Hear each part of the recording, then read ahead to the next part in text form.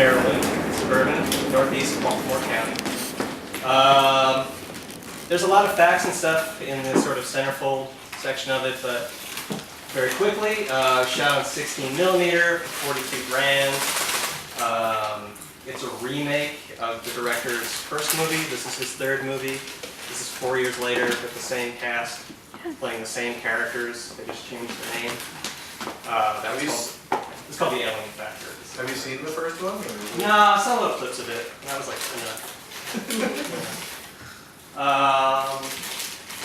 but yeah, it's pretty great. I really like it. To explain the front, so there's a non-competitive trivia game that you can play, which is chronological to the movie.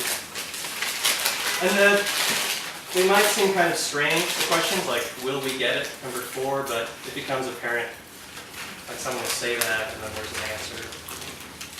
You don't have to play it, but I think it's fun. And then there's a drinking game, which is totally fucking brutal. I suggest, like, pacing yourself with it, because whenever the beast is on screen, and whenever the beast kills someone, is the same thing. So that's like 2 drinks every 2 minutes, at least. It's pretty gory at points, like it's a low-budget movie, but there's, you know, intestines. So if you're scared of gore or anything, remember A, it's ketchup. Like, literally, this is not even movie blood. And then B, it's not real. This would be really awesome if this was what parents said to their kids, like when they're going to bed and they go before they watch a movie and they have it and everything. The drinking game part. That's how we did it in my house. Weird house I lived in. But some kind of cool facts. There's a lot of people in the movie kind of freckled in it who are vaguely famous. So the biggest name in it is J.J. Abrams, who you might know from TV and movies. He was a teenager growing up in the town, so he does the synthesizer portion of the score. He's like a synth aficionado. If any of you are on synth forums, he pops up every now and again. Anyway, he's billed as Jeffrey Abrams, but it's J.J. Abrams. The director of Shark Night 3D and Snakes on a Plane. He's in this. He plays a character known as Laser Victim. He doesn't have any lines.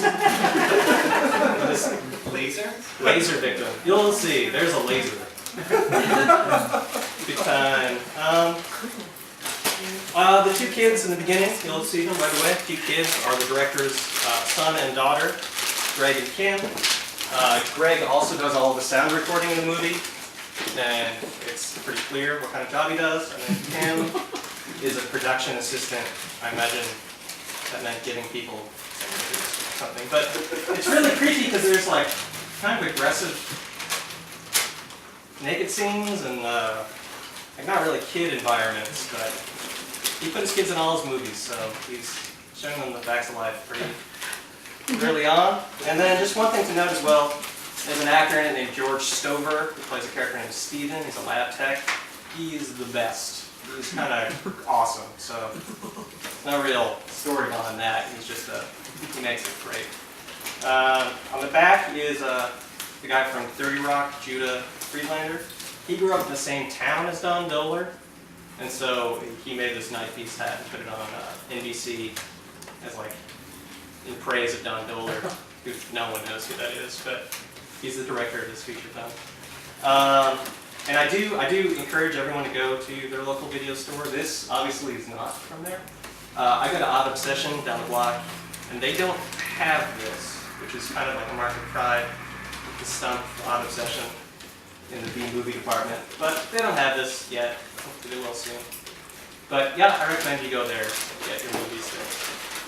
I think that's it.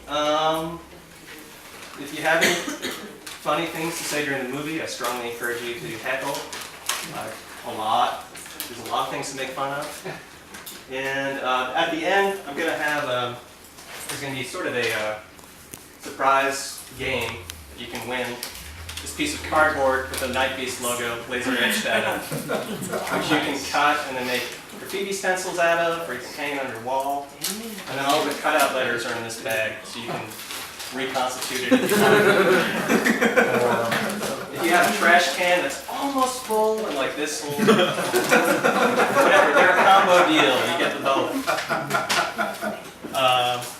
And so I guess that's it. Without further ado, this is Night Beast from Don Dohmer and Suburban Maryland, 1982. You unplugged that